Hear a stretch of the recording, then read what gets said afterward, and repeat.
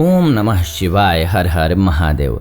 आप सभी के मन में कभी न कभी सवाल आता होगा दोस्तों कि रक्षाबंधन की राखी को आखिर क्या कहते थे पहले के ज़माने में, यानी कि पौराणिक काल में, और रहस्य क्या है उसका। भाई बहन के त्यौहार रक्षाबंधन पर जो राखी बांधी जाती है उसका नाम राखी कब रखा गया, और राखी के पहले प्राचीन यानी कि पौराणिक काल में उसे क्या कहते थे, ये सवालों के जवाब आपको इस वीडियो में मिलेंगे।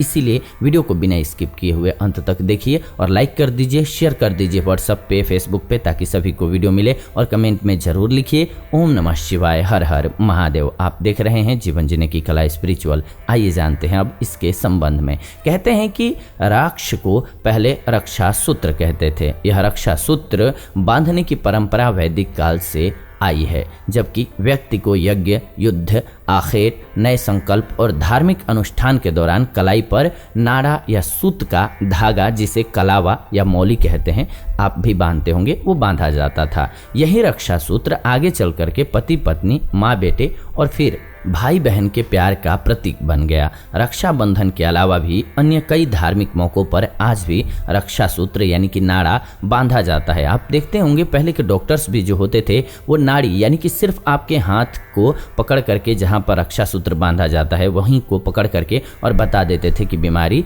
कौन सी है।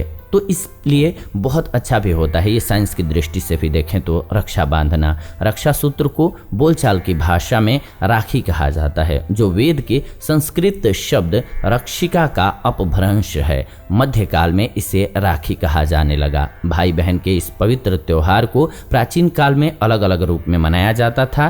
पहले सूत का धागा होता था, फिर नाड़ा बांधा जाने लगा, फिर नाड़े जैसे एक फुंदा बांधने का प्रचलन हुआ और बाद में पक्के धागे पर फोम से सुंदर फूलों को बना करके चिपकाया जाने लगा, जो कि राखी कहलाने लगी। वर्तमान समय में तो राखी के कई रूप आपको मार्केट में मिल जाएंगे। राखी कच्चे सूत जैसे सस्ती वस्तु से लेकर के रंगीन कलावे, रेशमी धागे तथा सोने या चांदी जैसी महंगी वस्तु तक की हो गई है आज के डेट में। मतलब है कि रक्षा सूत्र बांधना चाहिए। यह भी कहा जाता है कि राखी को श्रावण मास की पूर्णिमा को मनाया जाता है, इसीलिए राक्ष कहने के पूर्व पहले इसे श्रावणी या सलूनो कहते थे। इसी तरह से प्रत्येक प्रांत में इसे अलग अलग नामों से जाना जाने लगा है। जैसे दक्षिण में नारियल पूर्णिमा, बलेव और अवनी अवितम, राजस्थान में राम राखी और चूड़ा राखी या फिर लुम्बा बांधने का रिवाज कहा जाता है।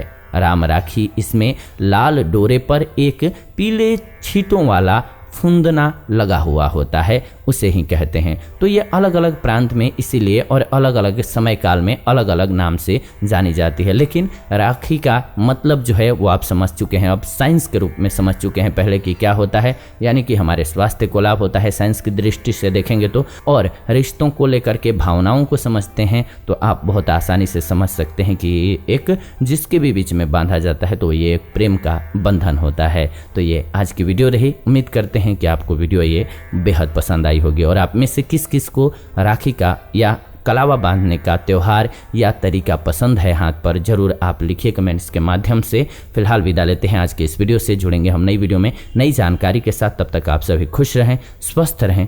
मिलते हैं नई वीडियो में, तब तक के लिए धन्यवाद।